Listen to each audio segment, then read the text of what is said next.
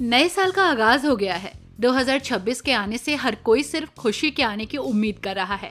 तो उधर हमारी एंटरटेनमेंट इंडस्ट्री से नए साल से ही लगातार बुरी खबरें आ रही हैं। आखिर एक के बाद एक दुखद खबरें ही सामने आ रही हैं। गुजरे साल 2025 में कई सेलेब्स के घर में मातम छाया, तो वहीं अब 2026 के आते ही फिर से बैड न्यूज आई। और इस बार ये बुरी खबर बॉलीवुड या टीवी की दुनिया से नहीं बल्कि 7 समंदर पार हॉलीवुड की दुनिया से आई है। जी हाँ, एक मशहूर एक्टर के ऊपर दुखों का पहाड़ टूट पड़ा है। उनकी जवान बेटी इस दुनिया को छोड़कर चली गई है, वो भी बेहद कम उम्र में। जिस एक्टर की हम बात कर रहे हैं वो कोई और नहीं बल्कि स्टार आइकन और ऑस्कर अवार्ड जीत चुके टॉमी ली जोन्स हैं, जिनके सिर पर दुखों का पहाड़ टूट पड़ा। आखिर नए साल के पहले ही दिन पूरा हॉलीवुड उस वक्त सकते में आ गया जब टॉमी ली जोन्स के घर से बेहद बुरी खबर सामने आई। पता चला है कि 1 जनवरी को उनकी बेटी विक्टोरिया जोन्स की मौत हो गई। वो महज 34 साल की थी। विक्टोरिया की लाश सैन फ्रांसिस्को के एक होटल के कमरे में मिली है। पहले जहां मौत की वजहों को लेकर कोई जानकारी नहीं आ रही थी, वहीं अब खबर है कि विक्टोरिया की मौत शायद ड्रग ओवरडोज से हुई है। ये बात उनकी मौत से जुड़े इमरजेंसी डिस्पैच ऑडियो से पता चलती है।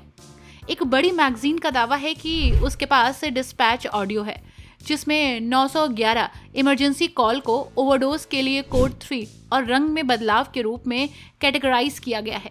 ये ओवरडोज पर मेडिकल रिस्पॉन्स का हिंट है। ये भी बताया गया है कि ऐसे मामलों में रंग में बदलाव का मतलब साइनोसिस होता है। ये एक ऐसी सिचुएशन है जिसमें खून में ऑक्सीजन का लेवल कम होने की वजह से स्किन, होठ और नाखूनों का रंग नीला या बैंगनी हो जाता है। रिपोर्ट्स में क्लीवलैंड क्लिनिक का भी हवाला दिया गया है, जिसके मुताबिक साइनोसिस अक्सर दिल या फेफड़ों की समस्याओं से जुड़ा होता है। सैन फ्रांसिस्को पुलिस और सैन फ्रांसिस्को फायर ब्रिगेड दोनों ने 1 जनवरी को सुबह लगभग 2:52 पर फेयरमोंट होटल में मेडिकल इमरजेंसी की रिपोर्ट दी। दोनों डिपार्टमेंट्स ने बताया कि वो मौके पर पहुंचे और वहां उन्हें एक लाश मिली, जिसकी पहचान उस समय नहीं की गई। बाद में एक पुलिस सोर्स ने बताया कि अधिकारी विक्टोरिया की मौत के संबंध में फिलहाल किसी भी गलत काम का शक नहीं कर रहे हैं। आगे की डिटेल्स मेडिकल एग्जामिन के बाद ही सामने आएगी। यहाँ आपको बता दें कि Victoria Jones Tommy Lee Jones और उनकी पहली पत्नी किम्बर्लिया की बेटी थी। इस एक्स कपल का एक बेटा ऑस्टिन जोन्स भी है, जो 43 साल का है। टॉमी ने 1981 में अपनी दूसरी पत्नी किम्बर्लियन से शादी की। उस समय वो बॉर्न बर्निंग, द एग्जीक्यूशनर्स सॉन्ग और द रेन मेकर जैसे कई प्रोजेक्ट्स पर काम कर रहे थे। किम्बर्लिया ने 1982 में ऑस्टिन और 1991 में विक्टोरिया को जन्म दिया था। विक्टोरिया खुद भी एक एक्ट्रेस थी। वो Men in Black 2, The Three Burials जैसी फिल्मों में नजर आई थी। वो वन ट्री हिल के एक एपिसोड में भी दिखाई दी थी।